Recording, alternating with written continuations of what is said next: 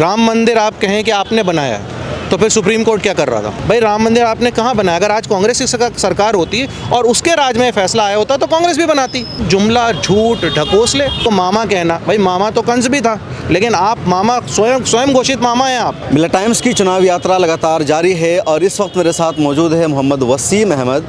ये कांग्रेस के digital and social media platform के नेशनल कोऑर्डिनेटर है। इनसे जानेंगे कि कांग्रेस की चुनावी राजनीति क्या है, बीजेपी के हिंदुत्व कार्ड का मुकाबला कांग्रेस कैसे कर रही है और कांग्रेस किस तरह जीत सकती है। वसीम भाई, मिलत टाइम्स में खुश आमदीद। आप चूँकि पार्टी के लीडर हैं तो मैं यही जानना चाहूँगा आपसे कि जो बीजेपी है वो कह रही है कि हमारी 18-20 सालों से यहाँ सरकार है, हमने विकास किया है और हमें कोई यहाँ से हटा नहीं सकता, हमारी ही सरकार बनेगी। सबसे पहले तो शुक्रिया आपका, आपने इस प्लेटफॉर्म पे मुझे इजाज़त दी, शामिल किया अपनी बात रखने के लिए।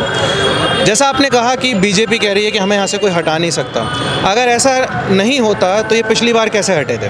पिछली बार इनको जनता ने हटाया था, मामा जी का जो राज था उससे यहाँ की जो जनता है वो पूरी तरह से थक गई थी, पक गई थी, भ्रष्टाचार चरम पे था।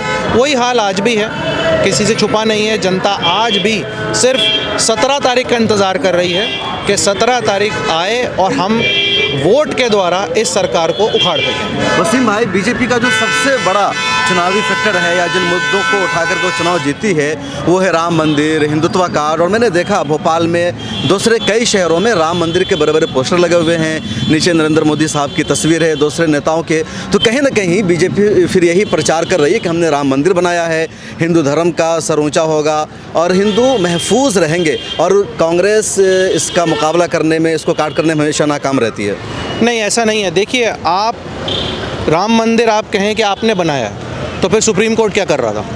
अगर राम मंदिर बीजेपी को ही बनाना था तो अटल बिहारी वाजपेयी जी की भी तो सरकार रही थी। वो तो वही कहते हैं कि सुप्रीम कोर्ट का फैसला बीजेपी की वजह से वैसा है। अगर बीजेपी सरकार में नहीं होती तो सुप्रीम कोर्ट का वो फैसला नहीं आता। ऐसा कैसे हो सकता है? ये कैसे हो सकता है? यानी कि फिर आप संविधान को मानते नहीं हैं, फिर आप संविधान से अलग चल रहे हैं। तो ऑफिशियल तो उनका स्टैंड है कि हम संविधान को नहीं मानते। देखिए, अब वो अनऑफिशियल कहते रहे, लेकिन जो संविधान है हम तो उसी पे चलेंगे ना। आज ये देश संविधान से चलेगा, आप इस पे तानाशाही नहीं कर सकते। जो संविधान है उसी को फॉलो करना पड़ेगा। सबसे बड़ी बात कि आज बीजेपी अगर कहती है राम मंदिर हम बना रहे हैं, भाई राम मंदिर आपने कहाँ बनाया? अगर आज कांग्रेस की सरकार होती और उसके राज में फैसला आया होता तो कांग्रेस भी बनाती। इसमें कोई अलग थोड़ी है कि उसमें बीजेपी ने अपनी तरफ से क्या किया। कांग्रेस की सरकार में टूटी थी बाबरी मस्जिद, ठीक है, बिल्कुल बाबरी मस्जिद टूटी थी, लेकिन राम मंदिर का जो ताला जब तोड़वाया गया था वो भी 1989 में राजीव गांधी जी ने करा था। और देखिए, फिर मैं उस पर जाता हूँ, अगर हम इतिहास में जाएंगे मतलब बाबरी मस्जिद की शहादत और राम मंदिर में दोनों का किरदार है, अकेले बीजेपी को क्रेडिट नहीं लेना चाहिए। बिल्कुल, इसमें देखिए, इसमें क्रेडिट वाली कोई, ये आस्था का मामला है, सबके लिए है। अगर मुसलमानों के लिए है तो बाबरी मस्जिद उनके लिए भी आस्था का है और यही सेम हिंदुओं के लिए भी है। लेकिन ये बड़ा इसको कॉम्प्लिकेटेड कर दिया बीजेपी ने, इसको राजनीति में इस्तेमाल किया है। इसको काउंटर कैसे कर रहे हैं आप लोग? राम मंदिर का जो देखिए, इसमें सीधा सा कुछ है, इसमें प्रचार उनके करने से कुछ नहीं होता। जनता अच्छे से जान रही है कि क्या अभी के मुद्दे हैं। क्या बेरोजगारी ख़त्म हो गई है? बेरोजगारी इस समय आज़ादी के बाद सबसे चरम पर है। क्या देश में महंगाई नहीं है? ये जिस वादे के साथ सरकार आई थी कि अच्छे दिन आएंगे, महंगाई हम कम करेंगे, हम डीजल पेट्रोल, बहुत हुई डीजल पेट्रोल की मार अब की बार मोदी सरकार, इस तरह के नारे के साथ आई थी। क्या हुआ? वो सब जुमला, झूठ, ढकोसले। आज जनता, मैंने वही बोला, सिर्फ और सिर्फ 1947 में जैसे लोग आज़ादी का इंतज़ार कर रहे थे, आज के समय में लोग सिर्फ चुनाव वाले दिन का इंतज़ार कर रहे हैं। आपका जो पर्सनल सर्वे है, जो पर्सनल डेटा, वो क्या कह रहा है कि मध्य प्रदेश की जनता धर्म के नाम पर वोट नहीं कर रही है, सिर्फ महंगाई, बेरोजगारी मुद्दा है? बिल्कुल, इस समय मैं खाली मध्य प्रदेश ही नहीं, मैं पूरे देश में आपको ये कह सकता हूँ कि जनता किसी भी हालत में बीजेपी के धार्मिक प्रोपेगेंडा में आने वाली नहीं है। अच्छा, एक और वीडियो वायरल हुई जो नरेंद्र सिंह तोमर, बीजेपी के बड़े करीबी नेता हैं, वजीर हैं, उनके एक बेटे की वीडियो वायरल हुई जिसमें वो 500 करोड़ की डील कर रहे हैं। बड़ा मामला है, वीडियो वायरल हुई है, कांग्रेस ने प्रेस कॉन्फ्रेंस भी किया है। क्या कहेंगे इस पर आप? बिल्कुल, मैंने आज वो वीडियो देखी, इनफैक्ट मैं खुद मौजूद था जब ये वीडियो जारी की गई। और जिस तरह से अगर आप उस वार्तालाप को सुने, मतलब 250 करोड़, 500 करोड़, ऐसा हो रहा है जैसे 5-10 हज़ार रुपये हों।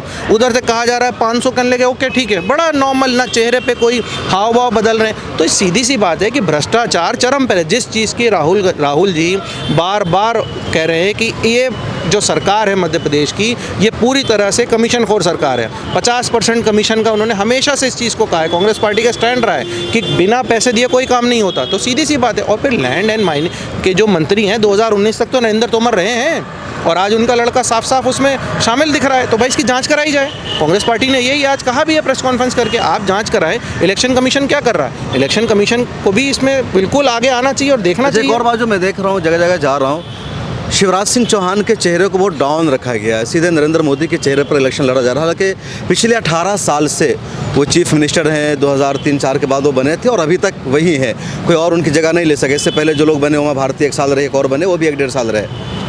देखिए क्या होता है कि अगर आपने काम किया हो, अब मैं आपको एक बहुत छोटा सा एग्जांपल देता हूँ। छत्तीसगढ़ में हमारी सरकार है, वहाँ पे भूपेश बघेल जी के नेतृत्व में बहुत बढ़िया काम हुआ है, चाहे वो किसानों के लिए हो, आदिवासी के लिए हो। हम वहाँ का चुनाव भूपेश बघेल जी के चेहरे पर ही लड़ रहे हैं। यहाँ पर अगर इन्होंने काम किया होता या इन्होंने यहाँ पे विकास किया होता, खुशहाली लाई होती, मध्य प्रदेश की जनता को कुछ मिला होता कि हाँ नहीं, अपने आप को मामा कहना, भाई मामा तो कंस भी था, लेकिन आप मामा स्वयं घोषित मामा हैं आप यहाँ बहनों से पता करें कौन से मामा हो आप।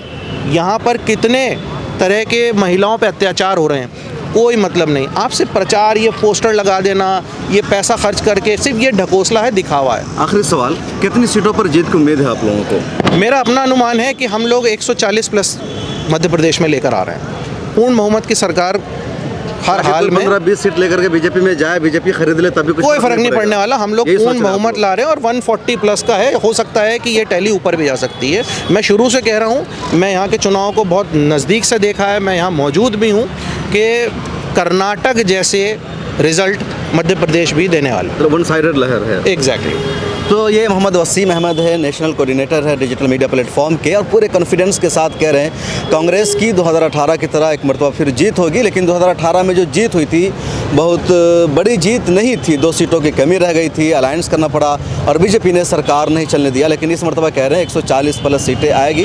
कैमरामैन तमन्ना के साथ शम्स तबरेज़ कासमी, मिल्लत टाइम्स।